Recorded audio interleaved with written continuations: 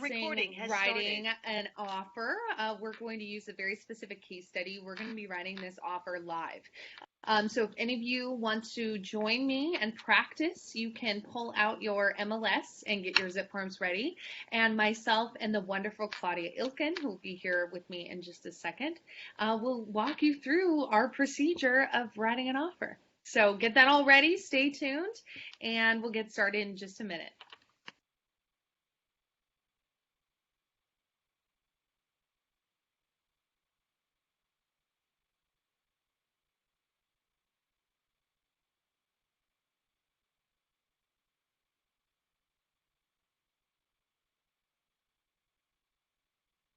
Sorry, guys, I don't have any good music like many. I feel like I need to turn the music on and get that going. Um,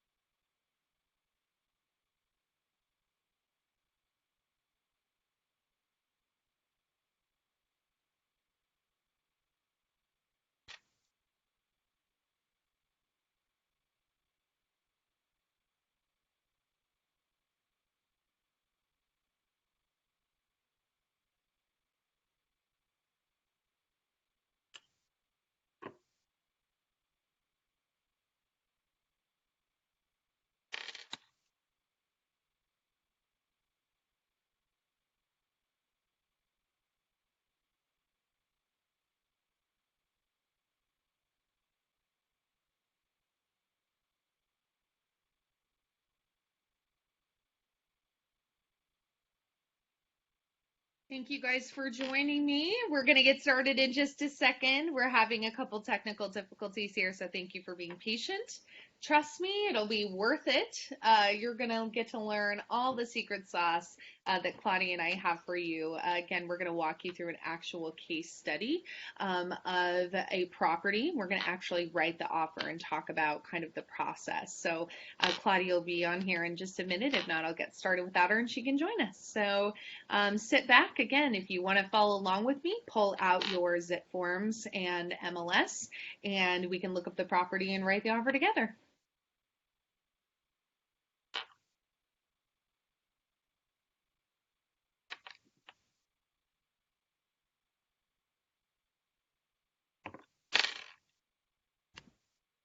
How we doing, Hallie?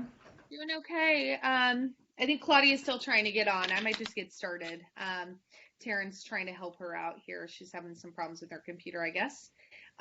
So let's just get started. Let's write offers. Why not, right?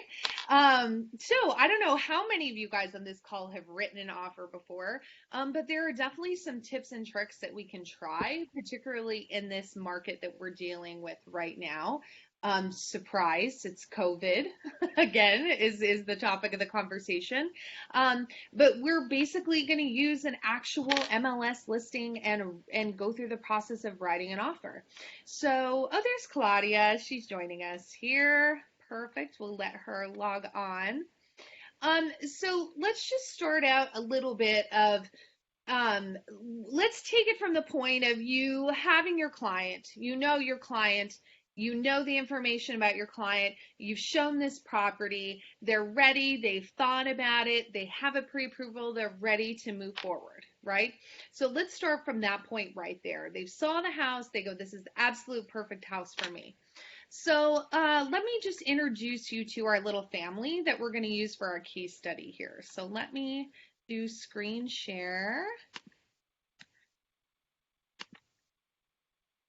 here.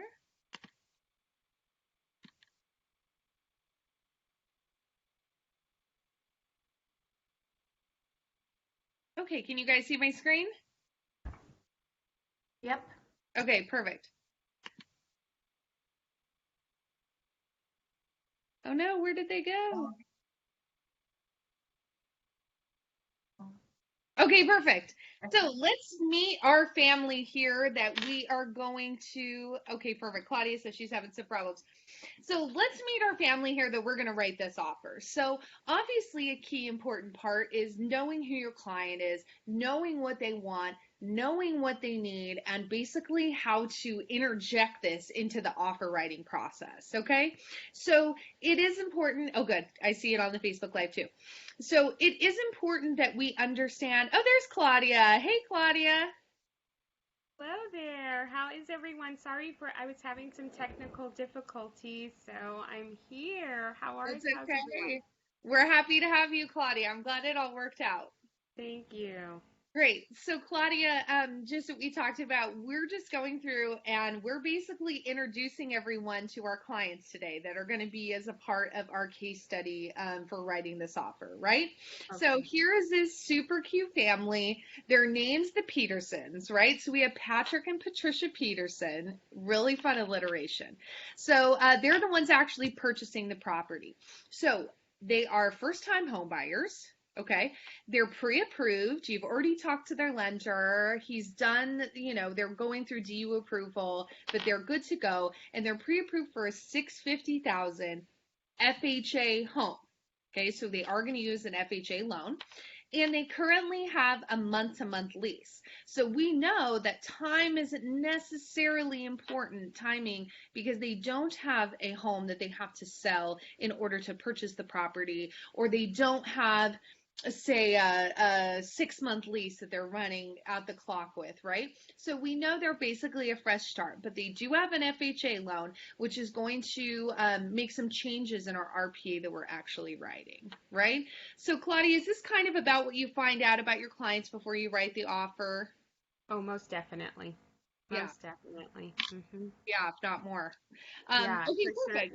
certain. Those are definitely the basics that you want to get, especially knowing like if they've ever purchased a home before, so you'll know how much will you need to assist them with. And if they've purchased a home in California, that also makes a difference too, because other states have like different methods of or processes that are different from our state. Yeah, absolutely. And we're going to talk about and show the offer writing process, but it's so important that you're on the same page with them. And especially first-time home buyers like Claudia was sharing, they're not going to understand what contingencies are. They may not understand what escrow is, or Mhm. what a EMD is, or even how to wire transfer money. I mean, that's very common. So So true. it's not how to do that. So as we're filling out this RPA, it's just important. So for this example, because again, we're going to actually write an RPA for a property. It's going to be for Patricia and Patrick Peterson with these guidelines here. So I've identified a property. Let's hope that.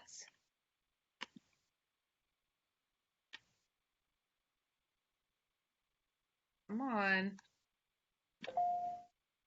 Oh, look at my super cute nephew. Oh, he's so adorable. I saw that picture of him on Facebook. He's so cute. Okay. So I don't know why this is not do my other Safari. Oh, there we go. Okay, great. Hmm. So this is the property that Patrick and Patricia Peterson absolutely fell in love with when they when you just went by, they went and saw it once or twice. They just absolutely love it. They see it's perfect for their kids, which is going to be 2826 East 56 Long Beach. So Claudia, talk to me before we actually write this offer. Talk to me about what you look for on the MLS listing itself in regards to details, and then kind of what do you do before you actually start writing the offer? So before I start writing the offer, I go down to agent remarks and take a look at what does the agent want us to do. Sometimes they'll put some instructions in there for us. And so, yeah, there you go. You see, it says to email offers, and there is the agent's email address. Mm-hmm. So I will get that information.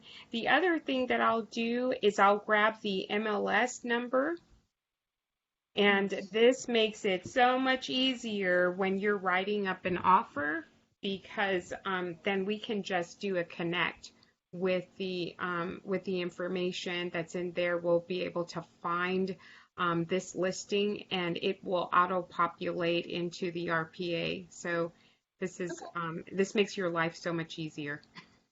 So you're saying in zip forms? Yep, in zip form. Yeah. So click on, so when you open up a new folder, I actually have some templates that are already set up in my zip forms. Absolutely. And with, frequently used forms whenever you are opening, doing a purchase, for instance. And so you see, I'll click on, I'll put in usually I'll just put the client's name on that other section. But yeah, where it says find there, include the picture. This makes your life so much easier, and agents love this. Mm-hmm. So normally put the client name or the property address. What do I you will, do? you know what, because right now we've been writing some offers, and so I will I go between either writing their full name, because when I'm just using them as when I have them as a prospect, I will put their names there, and then when we go to a property, then I'll put their name in that section. So it just depends when they go from being a prospect to actually being an active lead, where we're putting in information about the property. So. That's great. And then what Claudia was talking about right here into the templates, you can actually customize your templates here depending on whether it's a buyer or a seller. That way it's going to include everything from your disclosures to your RPA to, when you get into the listing side, like an SELM or anything like that. You can make sure that it's included in your package rather than having to click on each one of those forms and add them to the actual transaction itself. So let's do this. I'm just going to go blank, right? So we can talk about what, perfect. So we've added this property here for Patricia and Patrick Peterson, right? So we linked it to the property that they actually pulled up. So like Claudia said, it is going to auto-populate here at the beginning, which makes it a lot easier. So right now everything is blank. So we're going to add a document in here, right? So we are going to add form, and we are going to do the RPA. Boom. Also, we're not going to go through this right now, but something I always suggest to do is to do a cover sheet. It makes things a lot easier. Absolutely. We're not going to do that right now for sake of time, but that's something I would definitely encourage if you're building packets themselves to add in a cover sheet each time, because it will auto-populate a lot of information on there. Great. So let's pull this up. Okay, perfect. So we know that this first portion right here isn't really applicable right now for this, right? It's not a part of a leasehold that's exceeding 1 year, right? So we know that doesn't really apply to us. So here, one way you can, like we talked about before, adding their names into the cover sheet so that way it auto-populates. So we do have 2 buyers in this instance, like we talked about. We have Patricia. No, not Patricia Gagne. No. Okay. And then we do have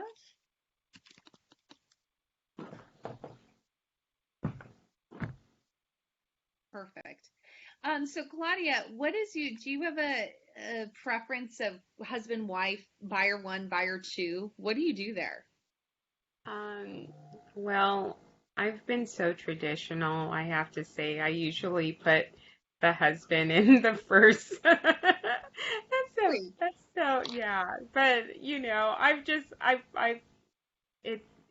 it just, as long as you're consistent with whatever you do, so that because when you're filling out other forms, that name is going to continue in that position each time. So I just stick with one. Yeah. Mm-hmm. Absolutely. Okay. Make sure you put your DRE license info in here. Remember, this is the office selling broker license information. This is your own personal DRE information. Okay, I'm not going to put that in right now for sake of time, but great.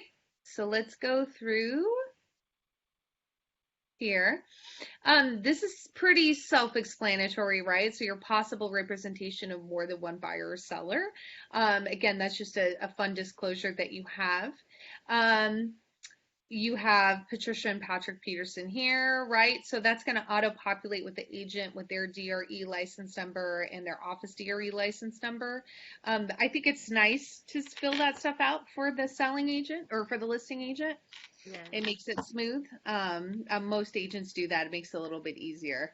Right. Um, Everything else, wire funds. Okay, great. So let's get down to the nitty gritty, right? Page 1 of 10 of the RPA. So Right. Claudia, kind of walk us through here what your process is. So knowing the information, we have the listing. I can go back and go forth, but let's start kind of filling this out. The date that you prepare it, so that would be for today's date, for instance. Mm-hmm. That parcel number should have populated in there, so I'm kind of surprised that it did not. Mm-hmm. Um, but that's one thing that I try to make sure that everything is filled out. One of the other things that I will do before even filling out the RPA is I'll have a conversation with the listing agent. So I'll find out, like, hey, I just want to confirm who the sellers are. I notice on here that it doesn't have that realist report, which is normally right next to where you see the binoculars. And so on this one, it's kind of interesting that it does not have that. So Um, Claudia, mhm, look at this. I mhm, totally chose this listing at random. mhm. There's no parcel number on here. Right, right. So we can open up a realist report too and just see if we can find that information because I like to have all of that in there so we know exactly what property we're talking about. Um, Hmm. I wonder if they put it on that PED that's in the supplemental information. That I completely at random. This is a problem that I've never seen. Um, Right? yeah. Yeah, that's interesting. But you can find it when you go into the realist report and uh It's gonna make me log in here. Sorry about that. oh But yeah, yeah. so a good thing that you said, go ahead and finish. So where would you find it? Go into the realist report, Yeah, right? go into the realist report and you see where it says tax right there. So but it probably won't even take you to it because it's not linked. I guess the way that the listing agent input this information, they did not do it from the assessors, which would normally be like kind of noted in the on the MLS Hmm. in parentheses there. So I don't see that.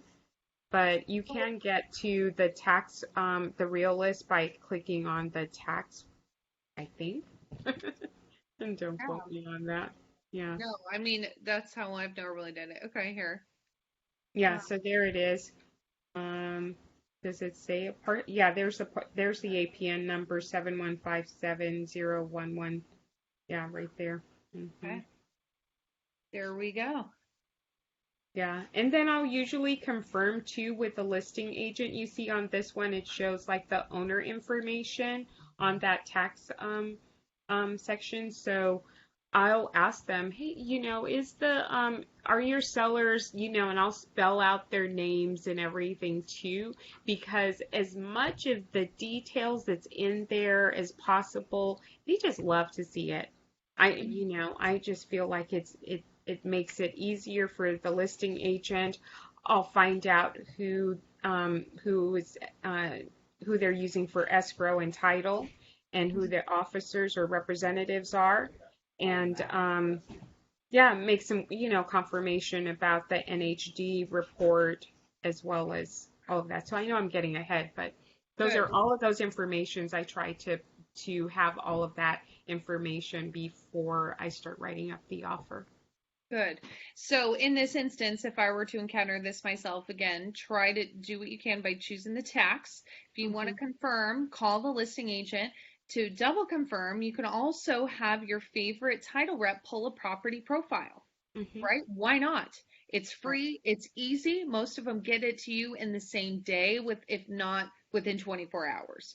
It's also going to pop up anything that might be surprise if you have easements on properties or anything like that. It's going to give you some more information. So again, if I were actually representing uh, Patrick and Patricia Peterson, that's probably what I would do, because I wouldn't even trust the listing agent, to be quite honest with you, just to be sure, because my license is on the line, right? So, Right. Right. great. So we found this number here.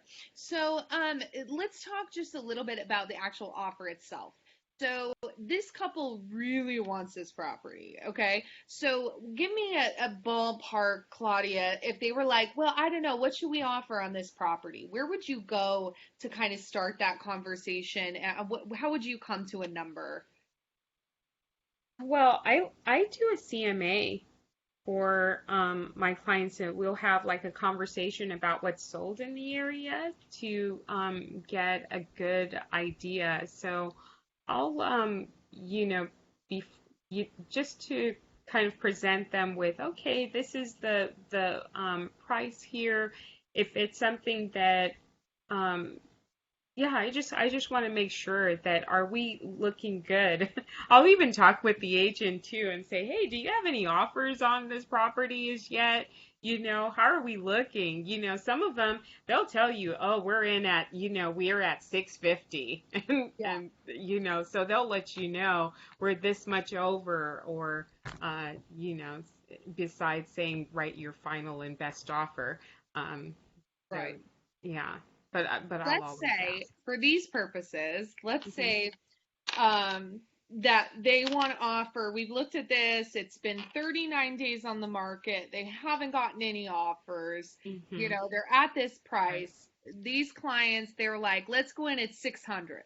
Okay, let's go in at Mhm. 600, right? So let's Mhm. write this offer for 600,000, okay? Mhm. So again, if you put the number in here, it's going to automatically populate. I had someone ask me how they do the type in part. I said, no, no, no. If you put it in there, it's going to auto populate. Okay. So we're going to write this for 600,000. So the buyers, Claudia, how would you come to the conclusion of how long the escrow should be? I talk with the lender, so let them Great. know. Yeah. So I have that conversation. Well, I'm always checking with the lender as to how, especially if there are multiple offers, I want to know how competitive can we be? So are there opportunities for us to shorten contingencies, for instance? And I want to be able to perform. So I always want to make sure our side always looks great, and puts our best foot forward. So that conversation definitely have with the lender and find out, hey, this is an FHA loan. We have COVID right now. How are appraisals working right now? Can we get this done, within a 30-day time frame? Do we need longer? So those are conversations that I'm having. Good, good, good. Okay. So let's say you've had that conversation with the lender. Mhm. Lender says, yeah, they look good. Their file looks really clean. They're very responsive. What is a good competitive number to write in there? I usually will write in that section, instead of where it says the days, I'll do it in that first section, and you'll have to do it like a couple of times, but I actually write 30 days or sooner. And On so which one? on the first one. So it'll first give you like a calendar, but then you have to like backspace it and then do it again. But I'll put like 30 days or sooner right there. So it'll be kind of, yeah, it'll default and give you like a day and then backspace and then do it again and put 30 days or sooner right Interesting. there. Okay. Interesting. Hmm. Yeah, and you can also, yeah, so like Claudia said, you can do that. You can check the box, you can put a date, or you can put actual days over here and put 30 days, anything like that. Okay? Hmm. Perfect. So yeah, you just check the box. And again, just like what Claudia said, make sure you are checking with your lender. The lender is the person who really needs to set those escrow days, right? Right. Right. So some of this auto-filled here. So when we're going to check these boxes here, again, make sure your license number and the office license number is filled out. I didn't fill this out right now. So this is confirming who's actually representing either side, right? So HomeSmart and Edward Cavney is just representing the seller. Okay, they are the seller's agent and they're just representing the seller. I/Claudia are representing the buyer, right? So it is not a dual agency. Okay. Do not forget when it is a dual agency, that counts for anyone under your brokerage, Right. right? And that's your direct brokerage. That's not other Keller Williams. So say I'm with Keller Williams Calabasas, it doesn't count for them.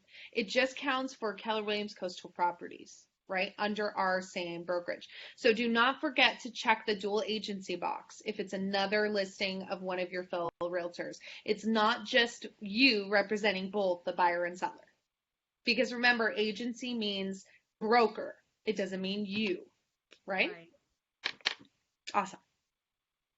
Um, Great. So deposit. How do you have this conversation with your buyers? Do you tell them like, hey, do you want to do a direct deposit? Do you give them or not direct deposit, a an electronic wire, personal check, cashier's check? Do you give them an option? What do you do here, Claudia?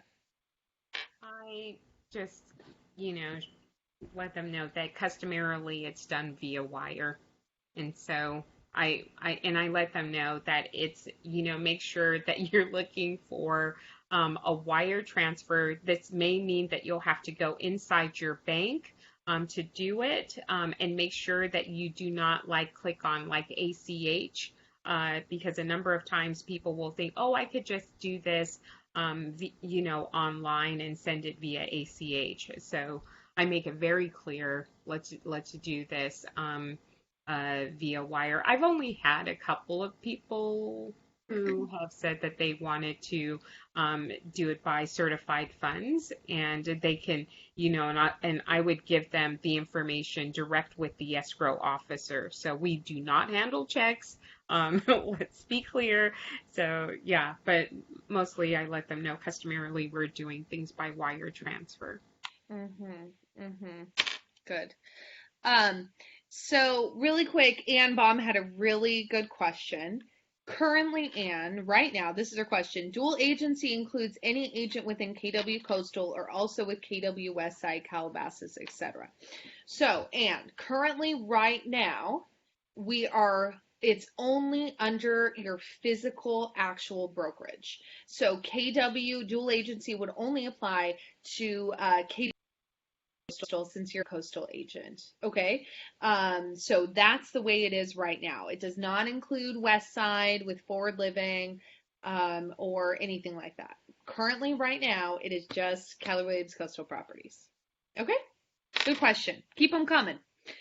Good. So yeah, so just like Claudia says, this does default to electronic funds. It's the best thing to kind of keep your hands clean, like she said. Don't handle money. Don't take a check from someone, even with a personal check, it is significantly different. So if you fill out this RPA and they decide to get a cashier's check or a personal check, it's a completely different ballgame. So just make sure you're being really clear to them that they'll have to initiate that wire transfer right away when they do that. Okay. So there's other stuff down here at the bottom. So let's go through and fill out all the boxes and then we'll talk about the numbers that we're actually running here, right? So first loan. So this is a FHA loan, right? We Mm-hmm. need to make sure we're checking the FHA box. Why is that? Because it adds in there the FHA VA amendatory clause. right? So the sellers actually need to be made aware that there are specific physical guidelines to FHA loans. And by accepting this offer, they're saying that they will comply with those physical guidelines. Right? So if you have the chipping paint, if you have the exposed wires, things like that, they're accepting that they will bring it to code in regards to qualifying for an FHA loan. Okay, so make sure that box is checked. Right? So something else here, people don't always put these things here. This is my little nugget, my little rule of thumb that I always say. Make sure, particularly now during COVID, we're having really, really low interest rates, which is great. And people are qualifying for more homes than they could afford 6 years ago, right? Their buying power has significantly increased because they're able to qualify for more of a loan. But we are in the middle of a pandemic. So there's only so much we can foresee, right? We're not fortune tellers. So you want to protect your client as much as possible. How do we do that? So I always put in here, this loan rate shall not exceed blank percent. Okay, this is going to protect your client just in case you have a significant increase. So if all of a sudden they jump up to 3.5 within a day and they were quoted 2.88, whatever that is. My rule of thumb, I don't know what you do, Claudia, is to cushion it by 1/4 of a point. Right. Okay. So again, call up your loan officer, and on that pre-qualification it should have on there if they didn't already tell you. And let's say that they were quoted a 3% loan, right? Mm-hmm. So we would write in here 3.25. Right. Okay. Cushion it by 1/4 of a point. Again, that's going to help save your clients just in case they do increase. They're able to back out of the loan if it changes significantly on their payment and they're not able or don't want to afford it. Another thing you can also do that I like to put in there, buyers shall not pay points to exceed 1%. Right? So that again is another thing that is happening right now during the pandemic. Some loan officers are increasing their actual cost for the loan due to the instability of some people's financing and or job security. So that's something else that I like to put in there, that they're only paying at least 1% or at maximum 1% of the loan because it's giving them an out. Okay. Great. So Claudia, let's say these buyers, since they're first time home buyers, they say, oh, we really don't have very much money for this transaction and we want the sellers to cover our closing costs. Mm-hmm. Okay. Where would you put that and what would you say? Well, I would put,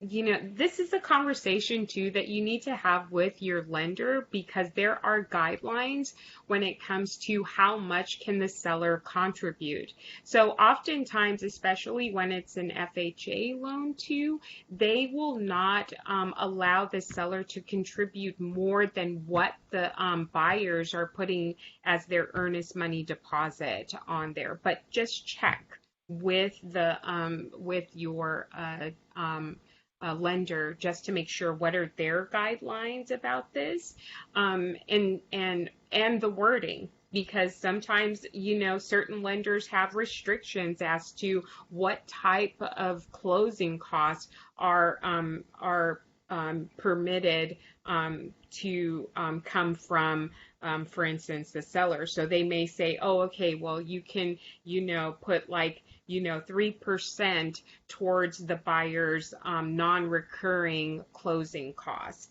And so, that language specific is what I'm going to check with the lender just to make sure so that we're not having to go back later on and create an addendum or do some work because I didn't do my homework. That's great. So you've checked with the lender and tell me what they've said and tell me what you want to write down. So I've checked with the lender. The lender says, you know what, we can allow the seller to contribute up to 3% towards the buyer's non-recurring closing costs. And so I would put that right there that um, that Tell me what's the type. okay, so sellers to contribute 3% towards the buyer's Oops. That's words, right? non-recurring closing costs. Boom. Right Good. there. Very specific. I like that you put a number in there. This is where you're going to put closing costs in there. Just be really careful, just like Claudia said, talk to the lender and make sure that it's something that's very specific. Okay. Make sure that it's not reoccurring because there are some costs that can be reoccurring in regards to closing a transaction. So just make sure you're very specific. Okay, great. So let's talk about this portion over here, which gives every newbie a run for their money. Math, right? I don't know. Most realtors hate math. I hate math, personally. It was not my favorite. It was not my favorite subject. So let's go over this portion right here and let's create some numbers here. So Claudia, this home Mhm. is 600,000, what's a good general rule of thumb that you use in regards to telling someone how much their EMD should be? Well, typically, listing agents will tell you they want to see 3%. And Uh-huh. so if we are in, especially if we're in a situation where there are multiple offers, they're going to want to see that earnest money deposit at 3%. And so I will guide them towards that, but I have done it for less. I have done it for less, but I think 18,000 is good. It also helps too because they're not having to come in with as much money when it's time to actually close. So it's a good rule of thumb. If they're doing like an FHA loan, you know that it's a 3.5% down payment. It's good. Now they don't have to come up with as much money when it's time for the actual closing if the seller is helping towards paying their closing costs here. Hmm. Okay, that's great. So how do we figure out the first loan amount? Oh, I like this. Okay, so we're looking at 600,000, and then what I'll do is I'll multiply that by sorry, That's okay. 600,000, 5%. Oh goodness, like That's okay. So let me show you guys my little trick that I learned myself. It's kind of hard because I can't write anything down right now that you guys can't quite see. So before I start figuring all these numbers out on the side, I figure out a couple key important numbers. Okay. mhm, So one is their down payment. So we know that the FHA loan is a 3.5% down payment. mhm, Okay. So let's figure out that down payment. I just did it. It's 21,000. Okay. So write down on a piece of paper 21,000. That's going to be the down payment, right? Then we're going to go back and we're going to figure out the EMD, which we did a little bit ahead of my steps here, which is 18,000. Okay. So we really need to know just a few key numbers. So what we're going to do is we're going to take the 21,000% down and we're mhm, going to subtract the 18,000 EMD to get the remaining down payment. Okay, so we're going to get the mhm, remaining down payment. mhm. It's 3,000. Boom. Okay, so we have the 3,000 here, which is going to go right here. Oh, whoops, no, not yet. 3,000. Okay. So then you subtract the 21,000 from the total purchase price. It goes at 579. Perfect. 579. Math. Okay, we just did it. Great. So their first loan amount, and this is the confusing part that can get confusing for people. The Mhm. first loan, they're not getting a loan for their EMD.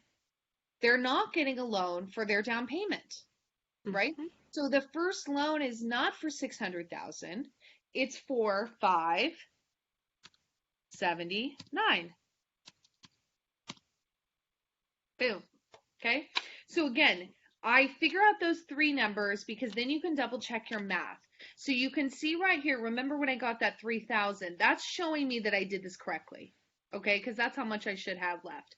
Again, figure out the down payment first, then figure out the deposit, subtract the deposit from the down payment. That's going to give you the remainder balance right here.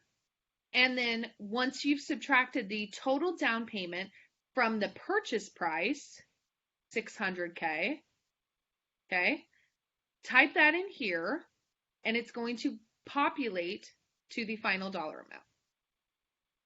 Okay? Claudia looks stoked. Math. We did math. We did.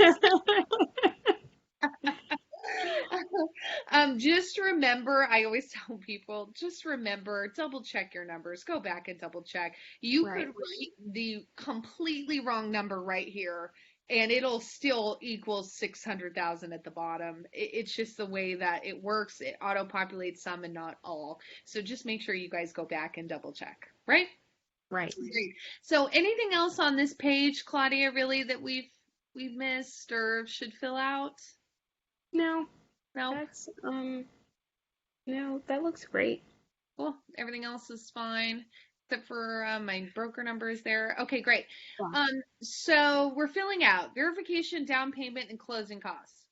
Boom. Right. Always included in the offer, right? Right. Always Right. included in the offer. Whether they ask for it or not, send it over. It's a good Mhm. rule of thumb, right? Right. So talk to me about we're doing a 30-day escrow. We want to keep competitive.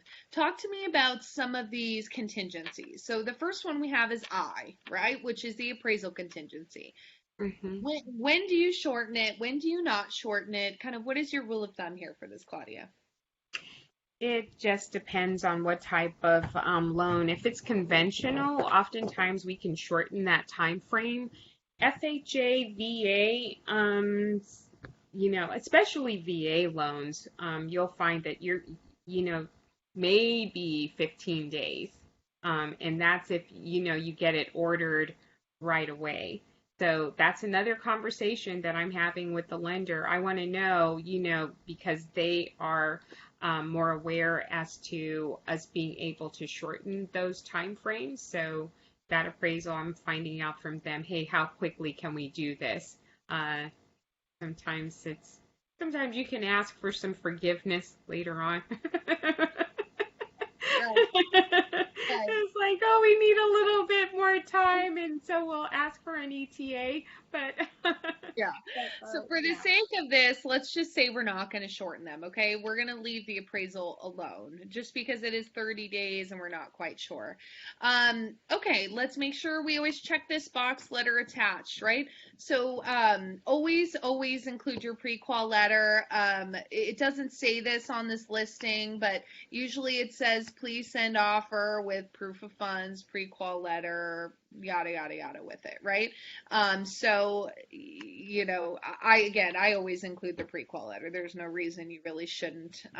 You shouldn't not be writing offers for people who are not pre-qualified. Okay. right. Just get that in your brain.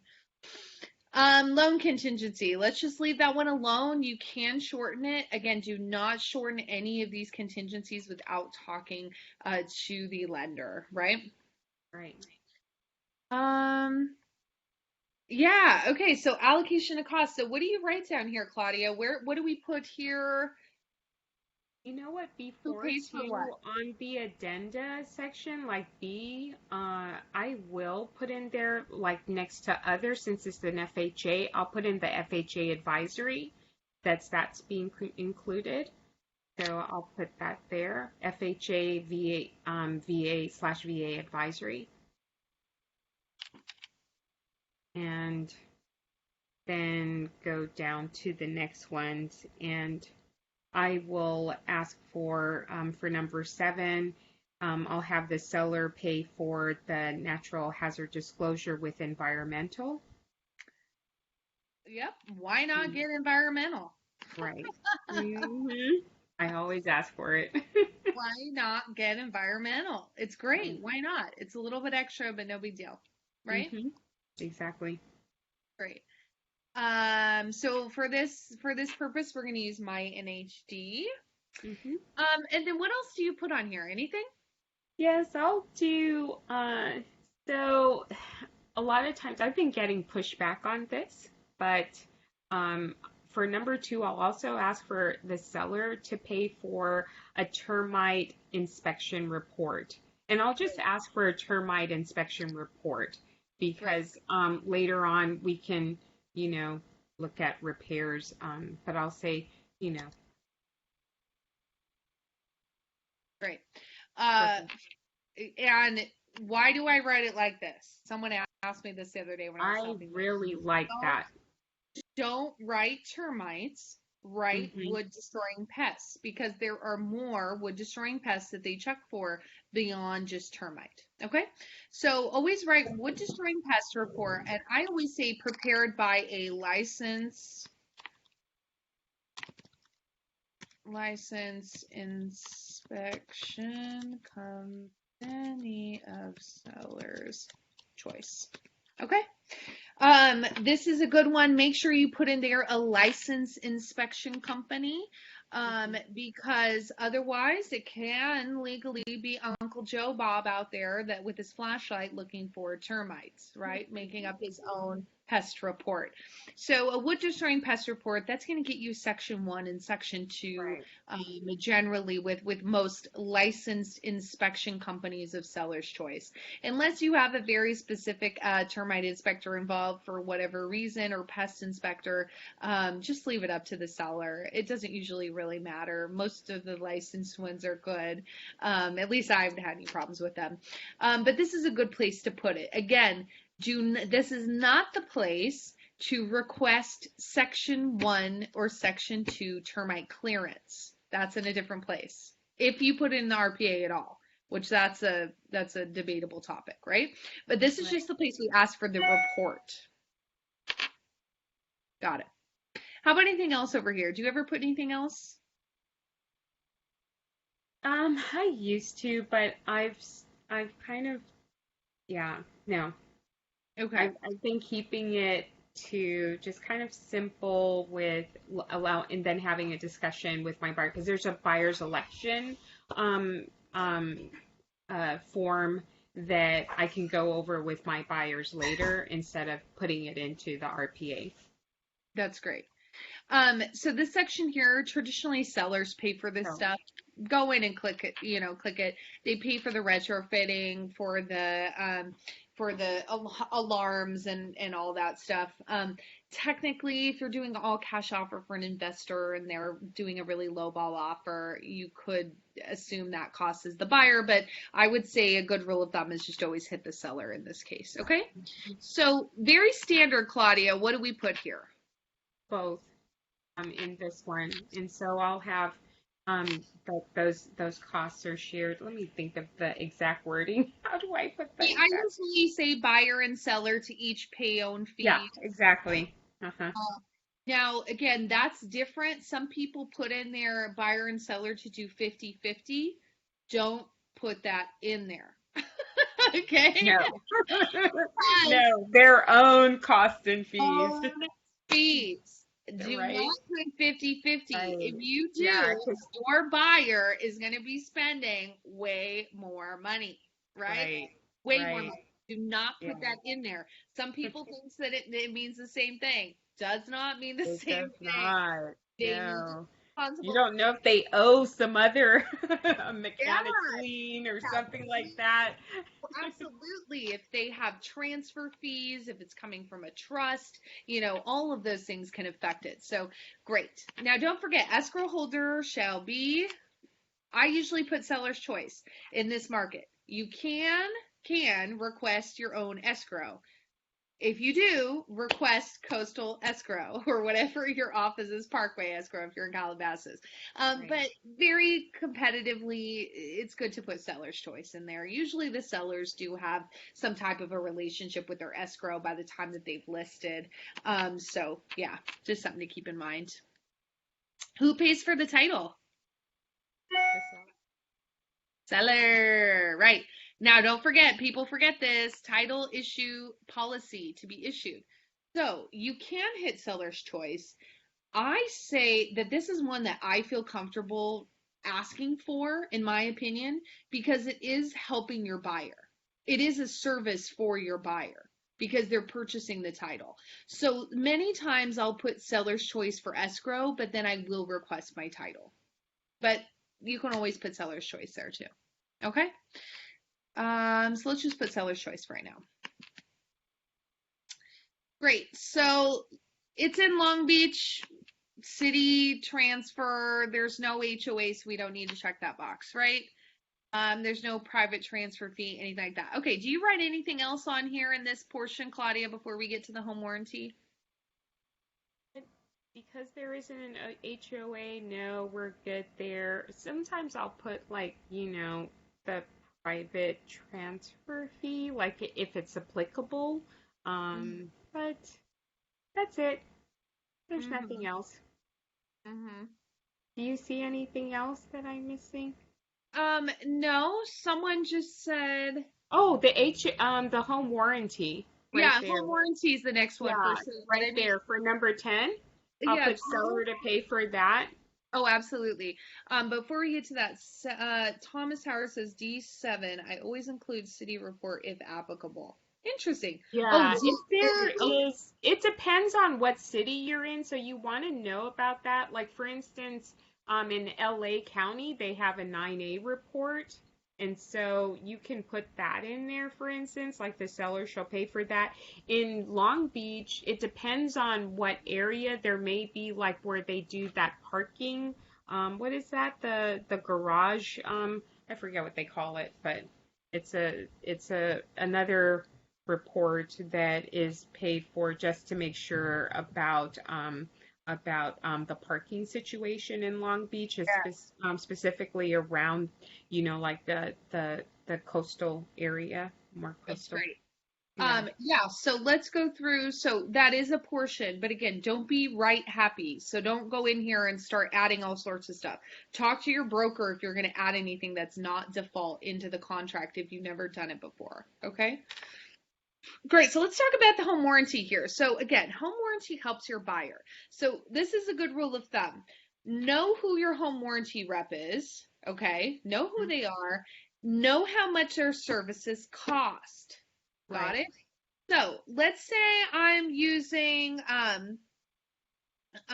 let's say I'm using Fidelity Home Warranty or whatever, for example, Hmm. right? Or Old Republic, right? Old Hmm. Republic. So I know that their platinum program or whatever is $750 for a single family house. Okay? Hmm. Great. So putting in $750 in here does not mean that they're going to get the platinum home. They're going to get the platinum home warranty protection. No, it Right. doesn't. Right? Look at Right. this word, not to exceed this dollar Right. amount. Right? So they Right. could still go in there and get the cheapie of the cheap and buy everything that's not included, buy their cheapest plan. Always check the upgraded Upgraded. box. Hmm. Upgraded box, always. And then I will actually hit other, okay? Hmm. And I will specify the The plan name of itself, it. Hmm. name of the plan, right? So top tier plan, platinum plan, whatever that is, adding that in there is ensuring that your client is going to get that protection. Do you do something like this, Claudia? I sure do. Good, Absolutely. good. And I'll put like who my rep is too, or Absolutely. in parentheses next to Old Republic. So Yeah. yeah, I'll put Christy. Yeah. Just going to. Yeah. Perfect. So you can absolutely do that. That way they know that they're going to get service and service correctly. So, and then make sure if you want the air conditioner, the pool, Yeah, whatever click you want. on It that. doesn't have a Mm-hmm. pool in there, but it does have an air conditioner. Okay, great. So we do see in the pictures, I believe there's stove, refrigerator. We'll just say it is for time. We're running short on time here. Great. So we're going to hit this and we're going to hit this to include it all.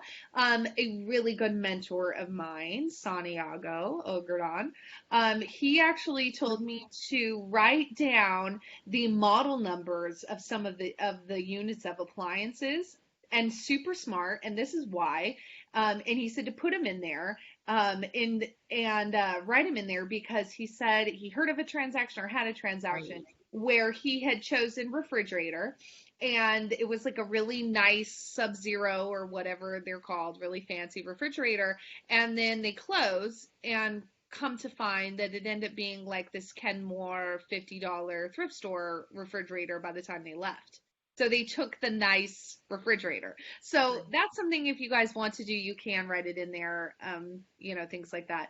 Again, you can do items excluded from sales. So things that you don't want to take with the property, it's a great way to specify, the big debate is the flat screen TVs with the TV mounts, right? Is the mount included or is it not included? Is it a fixture or is it not a fixture, right? So this would be the place that you would specify that. Buyer intends to occupy the property, and when they're going to actually take possession, that's something that we can talk about. Everything else really, Claudia, except for the inspection contingency, which we can choose to change if we want, is pretty standard for the sale. Right. Right? Right. Right. So let's say they're going to get a real quick inspection to be competitive. We're going to say 10 days. I think it's good. Mm-hmm. Everything else is pretty standard. Do you change anything else? It's only if I'm ever shortening contingencies that I'm going to expect that the seller also shorten their contingencies. So I want those reports sooner if I'm going to, give them a shorter time frame. So That's great. I'll find that out.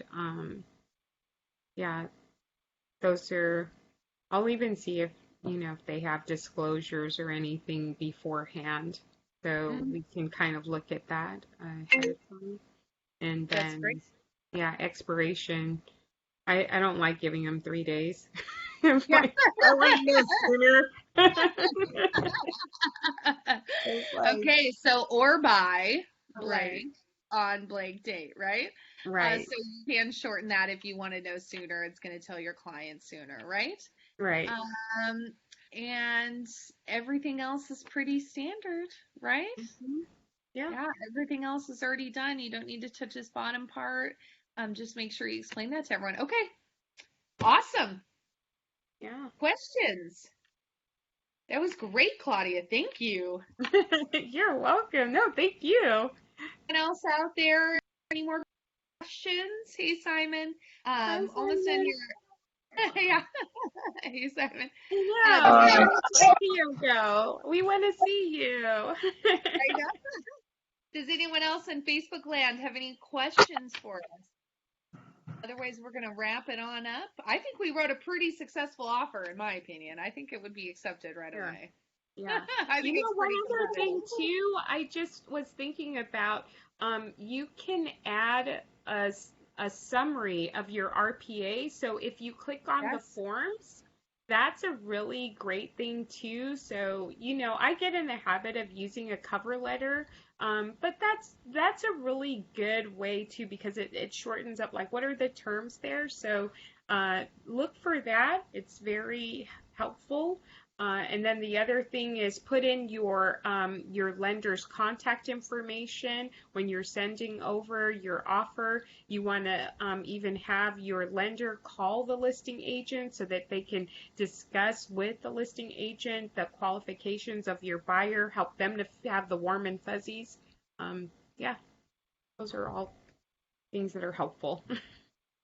That's a great tip. Absolutely. And anything to make yourself feel like you're more together. It's going to appear that you have more knowledge of the industry, if that's something that you're concerned about, by including cover letters and summary of offers and your own personal cover letter in the email itself that you're sending. Have your lender call and follow up with them. Those are great ideas, Claudia. Thank you. Yeah. Okay. Oh, and have That's, them write a love letter oh, about right. why they love the I property. know. The Yeah. love language Yeah. They're it's such a something that cute we have to. family. I know we Yeah. have to debate that though. It's like I don't know if you Yeah, guys read sometimes. Richard's Oh, yeah, email. that's I true. know we read Richard's Yeah. email, so it's good and bad, and Yeah. we need to So stand. We true. need to do more research on it. I think, in my opinion. So, but Claudia, thank you so much for joining me. This was awesome. You're I welcome. Thank appreciate your you. feedback. I hope you guys learned a little bit more about RPAs than when you started. Thanks for following along with us. Again, if you have any questions, reach out to us. Reach out to your team leaders, and we'll help walk you through. Okay. Congratulations, everyone. Happy riding, and we'll talk to you soon. Thanks, Bye bye, Claudia. everyone. Have a great day. Okay. Claudia.